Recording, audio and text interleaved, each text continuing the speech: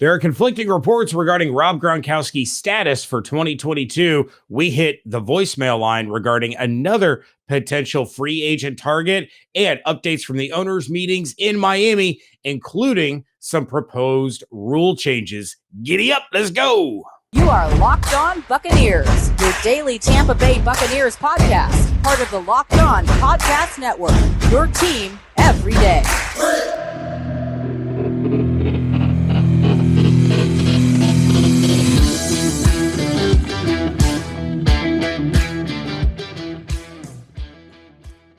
What's up, Bucs Nation, and welcome to the Locked On Bucs Podcast, part of the Locked On Podcast Network, your team every day. We are your daily podcast covering the Tampa Bay Buccaneers, free and available on all platforms, including YouTube. We thank you for making us your first listen or view of the day. I am James Yarcho, joined by my esteemed co-host, Mr. David Harrison. Both of us cover your Buccaneers for SB Nation's Bucs Nation. And when we aren't here or there, you can find us on Twitter at Locked On Bucs, at JYarcho_Bucs, at DHarrison82, and at Bucs_Nation. Yeah, thanks again for making us your first listener view every day, for joining us here at the Locked On Bucs Podcast. Today's episode brought to you by Rock Auto. Amazing selection, reliably low prices, all the parts your car will ever need. Visit rockauto.com and tell them Locked On sent you. James, we are stuck in this weird holding pattern regarding Rob Gronkowski. And I'm not going to lie, it felt like about a week or so ago that really we were expecting the news to drop any moment. Any moment it was going to be news that Gronk was coming back and it was done, signed, sealed, delivered, make it happen. But here we are. It's almost April Fool's Day, which if you go back a couple episodes is the day I predict Rob Gronkowski will make his decision because of course he will. Because that's but there are conflicting reports right now as to how things are going in terms of quote unquote negotiations at the NFL league owners meetings in Miami, which, by the way, perfect place for convention, league meetings, whatever, anything you need to do. Jason Licht spoke to the media regarding numerous topics, but one in particular was the status of his future Hall of Fame tight end and that tight end's potential return.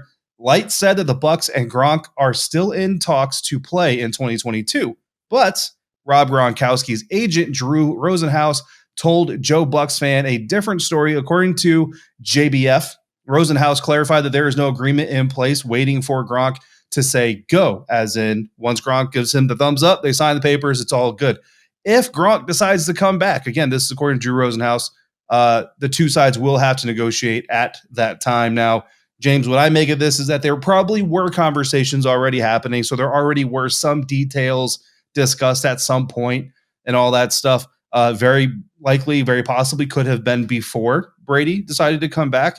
And basically from the agent standpoint, now you need Gronk a little bit more than you did before. Because let's be honest, a tight end is a young quarterback's best friend, but Rob Gronkowski is Tom Brady's best friend. And that makes you a little bit more valuable in this situation. Like, it's weird that Rob Gronkowski would be more valuable when you have the greatest quarterback of all time playing under center versus if you had Kyle Trask playing under center. But I really think that's the hand that Drew Rosenhaus is trying to play here.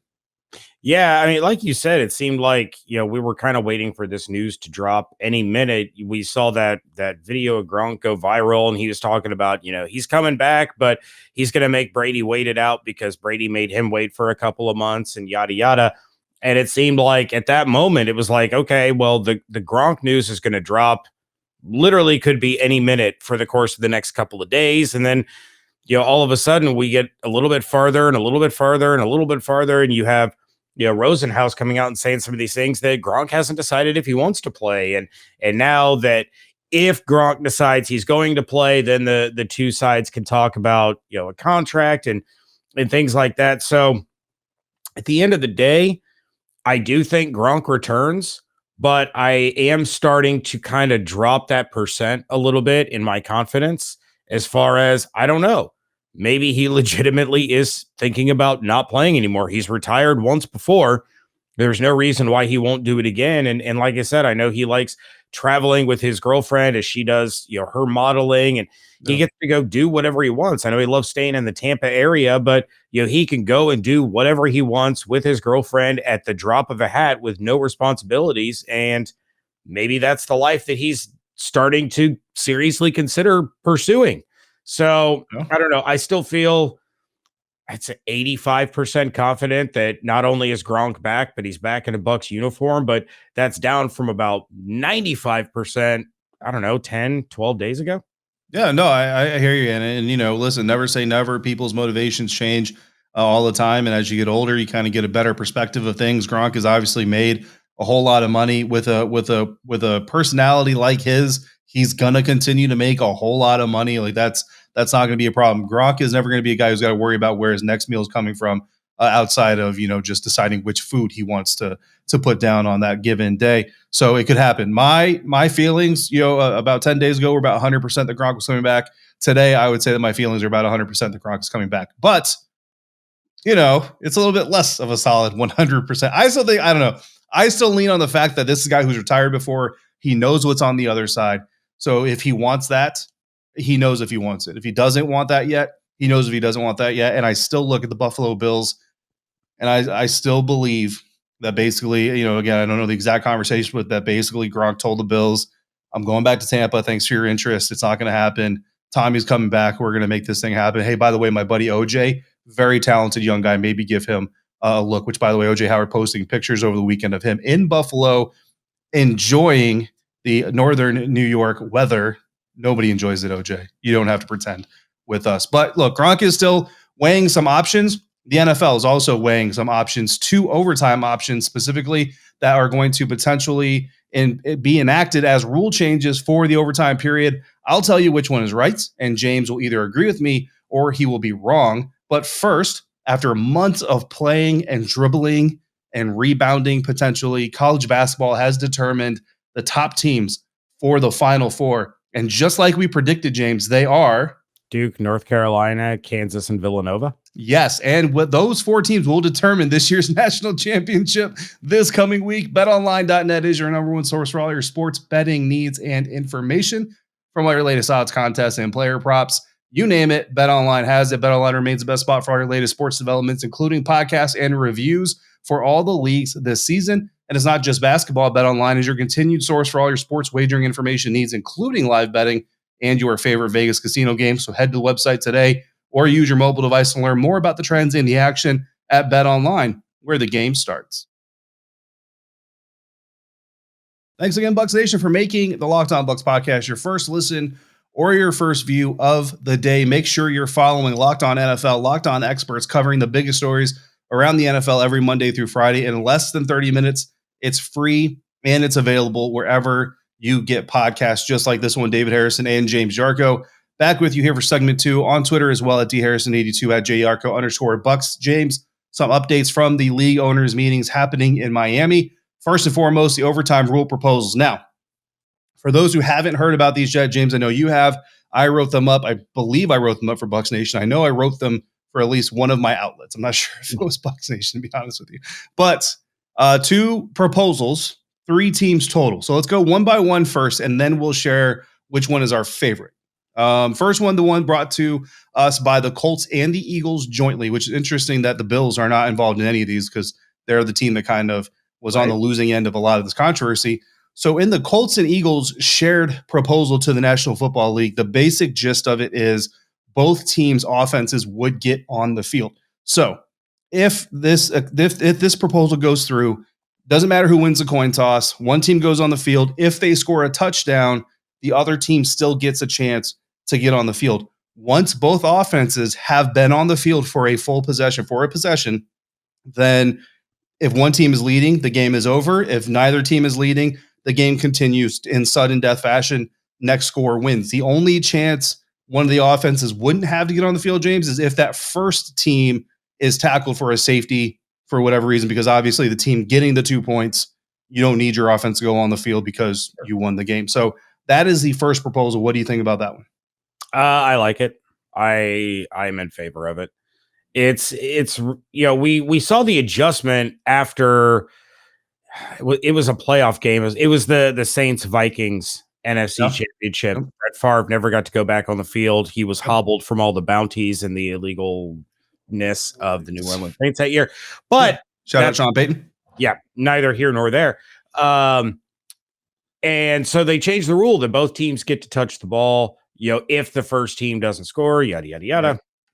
And then Now we have the Bills-Chiefs situation. Yes, both teams should touch, especially in the postseason. Both teams deserve the opportunity to touch the ball in overtime. Fair is fair. Yeah. Okay. So the Tennessee Titans, Mike Vrabel and his crew also have a rule proposal or a rule change proposed to the NFL Competition Committee this week down in Miami. Under the Titans proposal, the first team to get the ball, if they score a touchdown, does not automatically win the game. If they kick the extra point and make it, they do not automatically win the game. In order to automatically win the game under the Titans proposal, the team that gets the ball first, if they score a touchdown, would have to then convert a 2-point conversion try in order to win the game outright. If they score a touchdown, 2-point conversion is good. They win the game. Opposing offense never touches the field. However, if the 2-point conversion is no good, then the other team steps on the field. If they score a touchdown to then tie the game, right, because of the missed extra point, they could then kick a PAT, or they could choose to go for 2 if they so choose.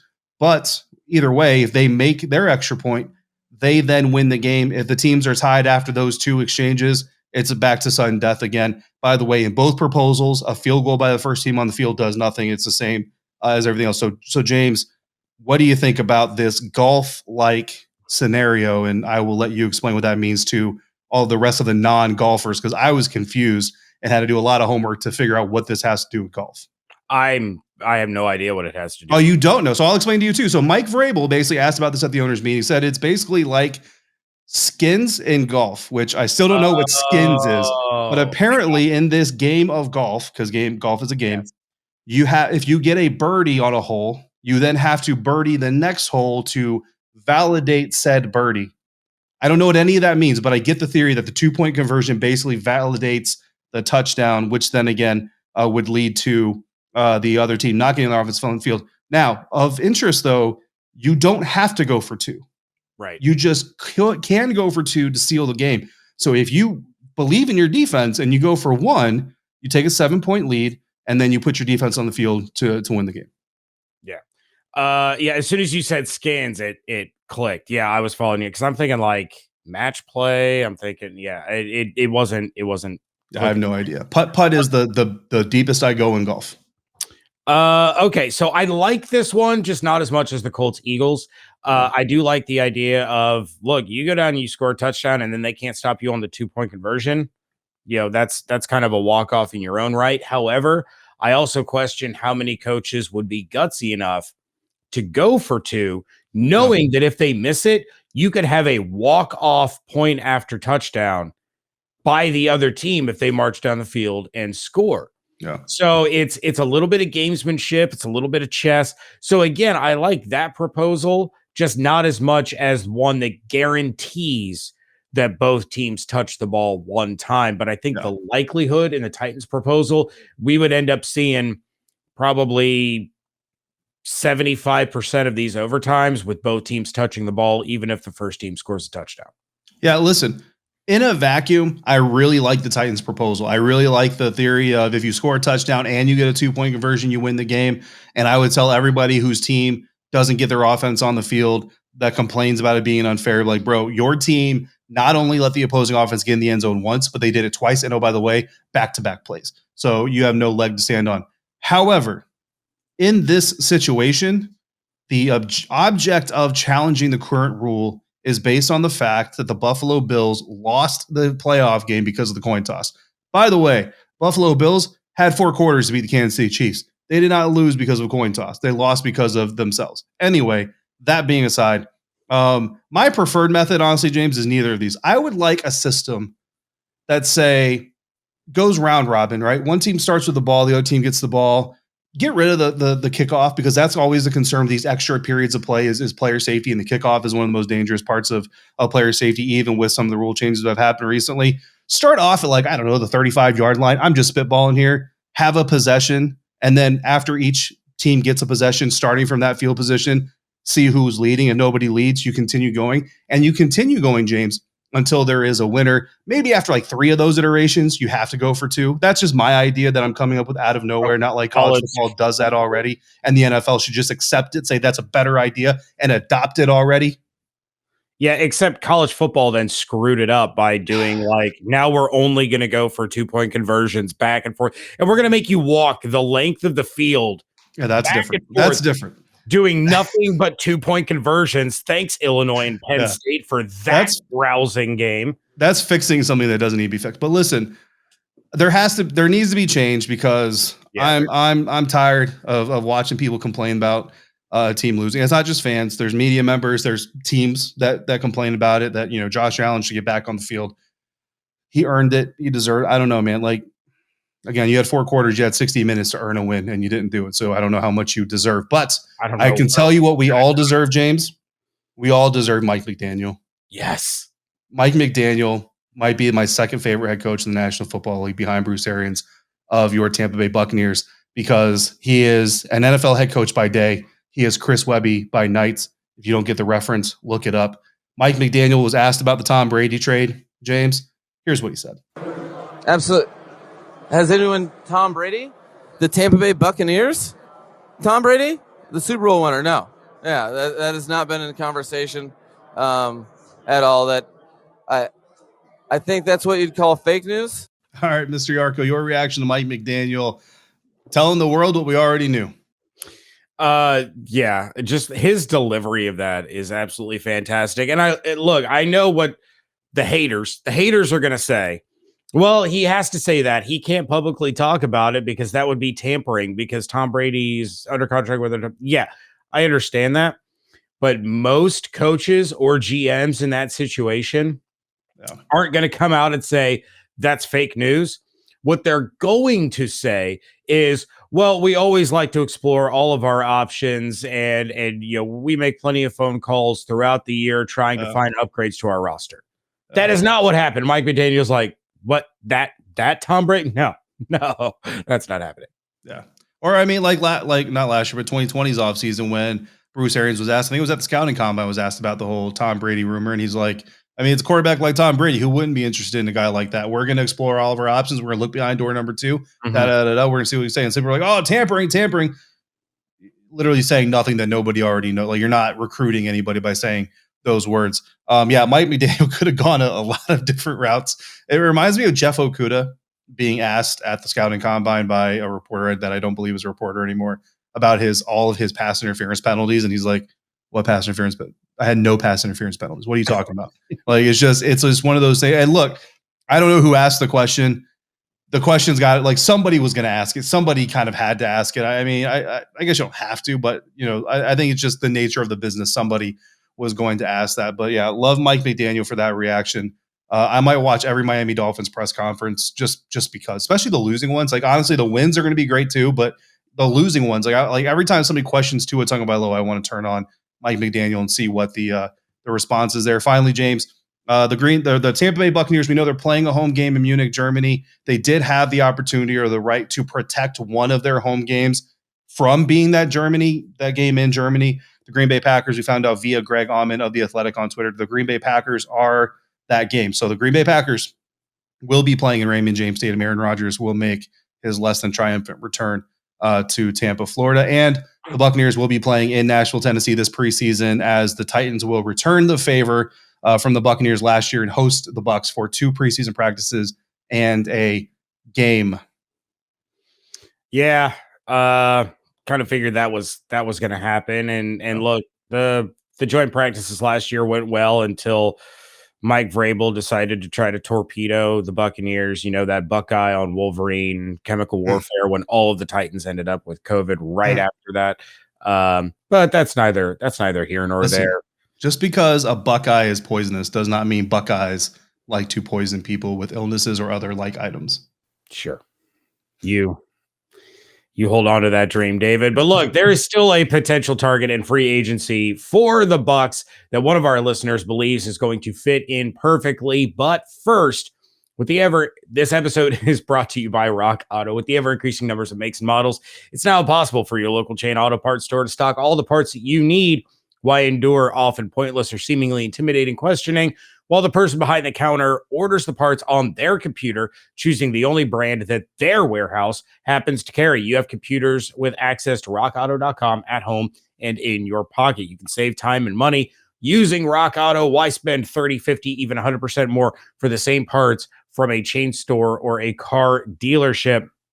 Not only that, but rockauto.com is a family business serving auto parts customers online for over 20 years. They have everything you can need from brake parts and tail lamps to motor oil, even new carpet. Go explore their easy to use website today and find the solution for your auto parts needs. Go to rockauto.com right now and see all the parts available for your car or truck, and write Locked On in their How Did You Hear About Us box so they know we sent you. Amazing selection, reliably low prices, all the parts your car will ever need. rockauto.com.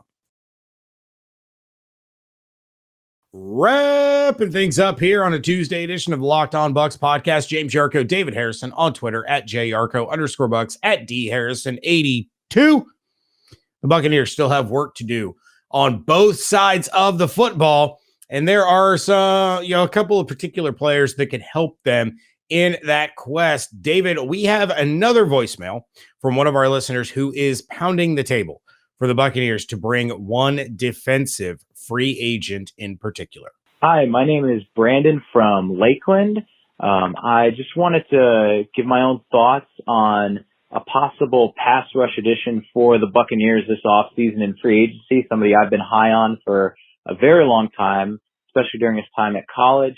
That's Shaquem Griffin, from linebacker from UCF, and used to play with the Seattle Seahawks.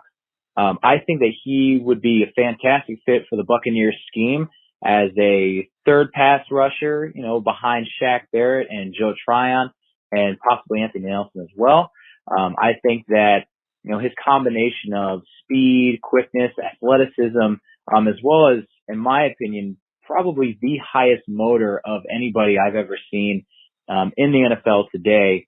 Dude is just absolutely relentless, and he's the kind of player, even though he's a bit undersized at 6 foot, around 230-ish, I think he's the kind of guy that you could bring in situationally, third down, or, even if you just want to give Shaq or Joe Tryon just a little bit of rest, I think he's a guy you can plug and play, and he would just be a great addition to that pass rush depth.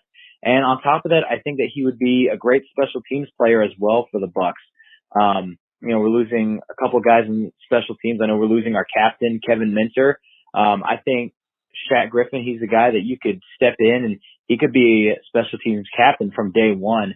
And I think that with his age, though, too, he's still a relatively young player. I think that, Shaq Barrett, whenever he decides to call it a career, I think that he would be an absolute, great guy to step up and take over as that pass rush opposite of Joe Tryon. But, just wanted to get your thoughts and your opinions on the Bucs possibly getting Shaquem Griffin. I mean, he's also from St. Pete. He's a local guy. So I think that maybe, he might be willing to take a little bit of a discount to play with, arguably his hometown team and to play alongside Tom Brady and the rest of this crew. So what do you guys think? Hope you guys have a great day. Take care. All right, Brandon, appreciate the voicemail, appreciate the idea. And Shaquem Griffin, a guy, James, I think a lot of us were obviously familiar with coming out of the NFL draft when he came into the league and carved himself out a little role there at the Seattle Seahawks. I don't like him for the Tampa Bay Buccaneers. And look, I'm going to be honest, I don't know if Todd Bowles has, or the Buccaneers franchise themselves has, like a height floor ceiling or a weight floor ceiling for their players. I know some teams do where they have, you have to be at least this, if you're going to be a cornerback on this team, you got to be at least 6 feet tall or do something just amazing to overcome that. But Shaquem Griffin would come in 3 inches shorter than the shortest outside linebacker on the Buccaneers roster. And he would come in about 10 pounds lighter than the lightest outside linebacker on this roster. And that's Cam Gill. And Cam Gill, let's just be honest, James, hasn't done anything as a defender on this team. He's done some stuff as a special teamer, but he has not done anything as a defender. So if you're the Buccaneers and you're looking to add depth to that outside linebacker position, you're looking for someone who can do special teams, yes, but could also potentially contribute to the defense.